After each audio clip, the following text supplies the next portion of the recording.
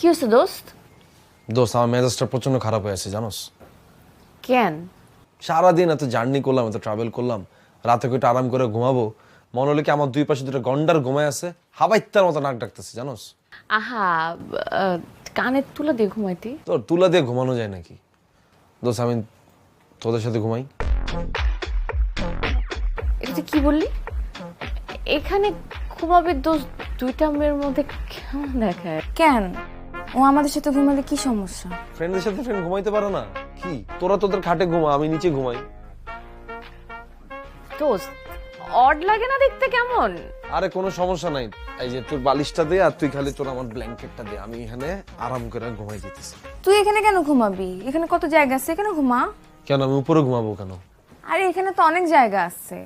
তোর নিচে জায়গা নাই? নিচে ঘুমালে তো ঠান্ডা লেগে যাবে না?